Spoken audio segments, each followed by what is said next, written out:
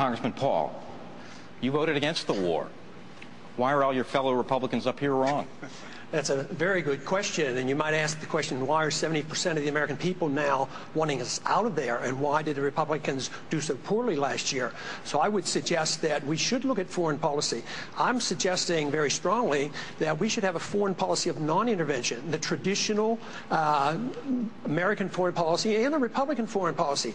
Throughout the 20th century, the Republican Party benefited from a non-interventionist foreign policy. Think of how Eisenhower came in to stop the Korean War. Think of how Nixon was elected to stop the mess in Vietnam. How did we win the election in the year 2000? We talked about a humble foreign policy, no nation building, don't police the world. That is a conservative, it's a Republican, it's a pro-American, it follows the Founding Fathers, and besides, it follows the Constitution. I tried very hard to solve this problem before we went to war by saying, declare war if you want to go to war, fight it and win it, but don't get into it for political reasons or to enforce UN resolutions or pretend the Iraqis were a national threat to us. Congressman Paul, Pete from Rochester Hills, Michigan, wants to ask you this. If you were president, would you work to phase out the IRS?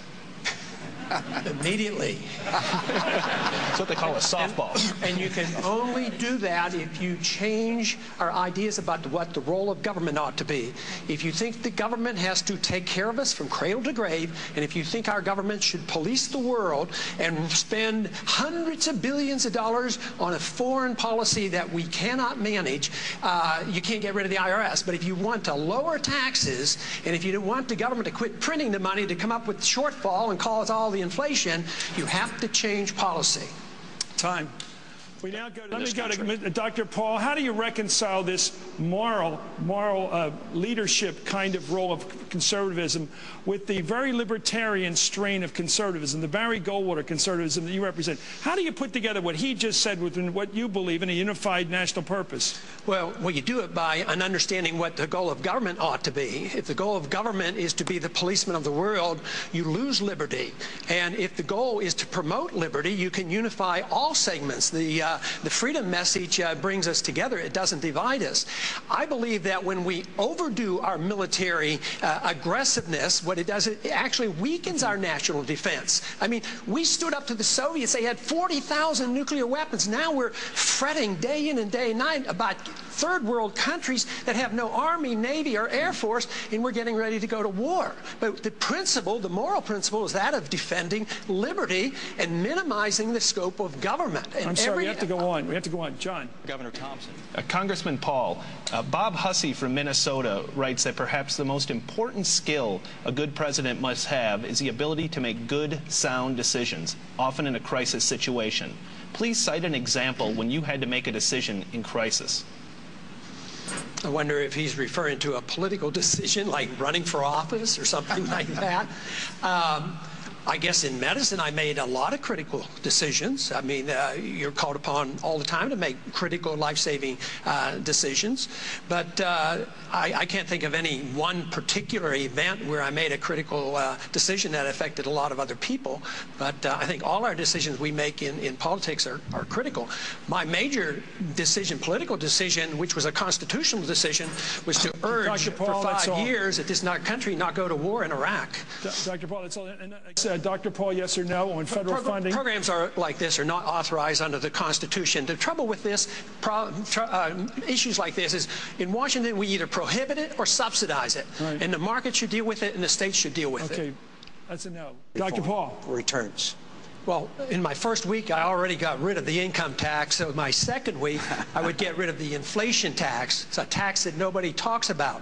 We live way beyond our means with a foreign policy we can't afford and an entitlement system that we have encouraged.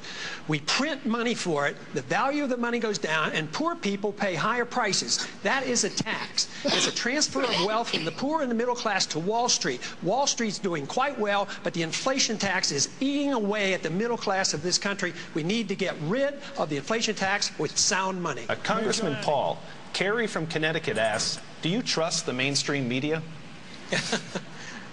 Some of them, but I trust the internet a lot more. and I trust the freedom of expression, and that's why we should never interfere with the internet. That's why I have never voted to regulate the internet, even when there's the temptation to put bad things on the internet. Regulation of bad and good on the internet should be done differently.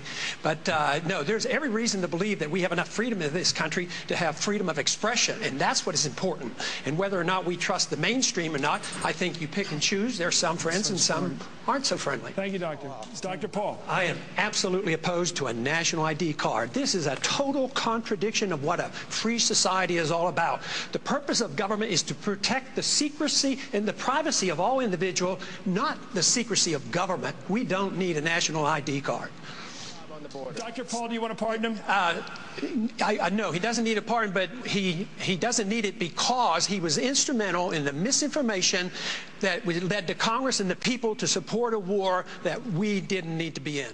Okay, I am known for sticking to principle and not flip-flopping. I voted to impeach him, so hardly do I want him back in the White House. I certainly would continue on my earlier theme that foreign policy needs to be changed. Mr. Republican Robert Taft, we have a statute of him in Washington. He advocated the same foreign policy that I advocate. I would work very hard to protect the privacy of American citizens, being very, very cautious about warrantless searches, and I would guarantee that I would never abuse habeas corpus.